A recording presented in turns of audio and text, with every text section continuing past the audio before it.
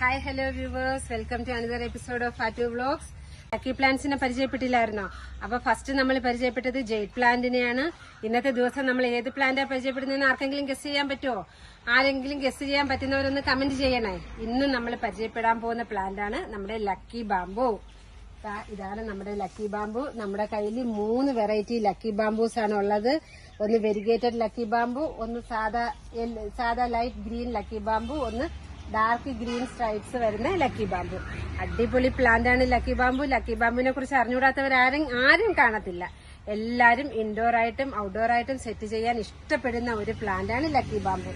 നോക്ക്, എന്ത് ഭംഗിയല്ലേ ലക്കി ബാംബു. ഈ വെരിഗേറ്റഡ് ലക്കി ബാംബുവിനെ കാണാൻ. ഇത് റെയർ വെറൈറ്റിയാണ് ഈ വെരിഗേറ്റഡ് ലക്കി ബാംബു. ഇത് നോക്ക്, എന്താ ഭംഗിയല്ലേ ഈ വൈറ്റ് പോട്ടിൽ ഇത് സെറ്റ് ചെയ്ത് വെച്ചിരിക്കുന്ന കാണാൻ. നല്ല പ്ലാന്റ് അല്ലേ. ഇതിന്റെ ഈ ഡാർക്ക് ഗ്രീൻ സ്ട്രൈപ്സ് തന്നെ എന്ത് രസമല്ലേ കാണാനായിട്ട്. ഇത് നമ്മുടെ കോമൺ വെറൈറ്റി ലക്കി ബാംബു ആണിത്. കണ്ടോ, എന്താ ഭംഗിയല്ലേ. ഇതിന്റെ പേര് ബാംബു എന്നാണെങ്കിലും ഇത് ശരിക്കും ബാംബു ഫാമിലിയിൽ വരുന്നതല്ല, ഡ്രസീന ഫാമിലിയിൽ വരുന്ന ഒരു പ്ലാന്റ് ആണ്.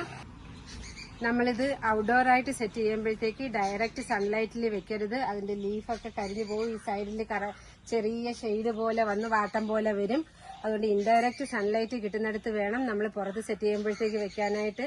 വെള്ളത്തിലാണെങ്കിലും മണ്ണിലാണെങ്കിലും വൺസ് ഇൻ എ മന്ത് നമ്മൾ ഏതെങ്കിലും ലിക്വിഡ് ഫെർട്ടിലൈസേഴ്സ് ആഡ് ചെയ്ത് കൊടുത്താൽ മതി. പിന്നെ ഒരുപാട് പൊങ്ങി പോകുമ്പോഴത്തേക്ക് ഇവിടെ മുതൽ കട്ട് ചെയ്ത് നമ്മൾ ചെറിയ പീസായിട്ട് കട്ട് ചെയ്ത് കൊടുത്താൽ അത് നമുക്ക് അടുത്തൊരു പ്ലാന്റ് ആയിട്ട് വളർത്താം. ഇവിടെ നിന്ന് പൊട്ടിമുളച്ച് നല്ലതാണ്ട് അതുപോലെ ഇതുപോലെ പൊട്ടിമുളച്ച് പുതിയ പ്ലാന്റുകൾ, പുതിയ ബേബി പ്ലാന്റുകൾ അതിനകത്ത് വരും. പിന്നെ ഇതിന്റെ പേര് പോലെ തന്നെ ഇത് ലക്കിനെ അട്രാക്ട് ചെയ്യുന്ന ഒരു പ്ലാന്റ് ആണ്. ലക്കിനെ അട്രാക്ട് ചെയ്യുന്നു, വീടിനകത്ത് പോസിറ്റീവ് എനർജി നിറയ്ക്കുന്നു. നമ്മുടെ എയർ പ്യൂരിഫിക്കേഷന് പറ്റിയ പ്ലാന്റ് ആണ്. നമ്മൾ വെറുതെ ഒരു സ്ഥലത്ത് വെച്ചാൽ ലക്ക് വരുമെന്നല്ല, നമുക്ക് ലക്ക് കിട്ടാൻ ഇതിന്റെ എത്ര കമ്പുകൾ വെച്ചാൽ ലക്ക് കിട്ടും, ഏത് ഡയറക്ഷനിലാണ് വെക്കേണ്ടത് എന്നൊക്കെയുണ്ട്. അത് ഞാൻ നിങ്ങൾക്ക് പറഞ്ഞു തരാം.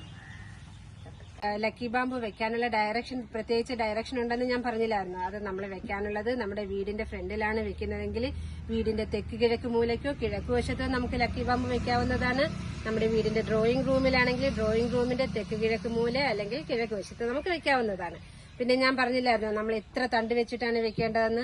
അത് 2 തണ്ടാണ് വെക്കുന്നതെങ്കിൽ നമ്മുടെ ലക്കിനെയും ഹാപ്പിനെസിനെയും അത് അട്രാക്ട് ചെയ്യുന്നു. 3 തണ്ടാണെങ്കിൽ ഹാപ്പിനെസ്, ഹെൽത്തിനെ അട്രാക്ട് ചെയ്യുന്നു. 5 തണ്ടാണ് നമ്മൾ വെക്കുന്നതെങ്കിൽ അത് ഹെൽത്തിനെ അട്രാക്ട് ചെയ്യുന്നു. 8 തണ്ടാണെങ്കിൽ ഗ്രോത്തിനെയും പ്രോസ്പെരിറ്റിയെയും അട്രാക്ട് ചെയ്യുന്നു.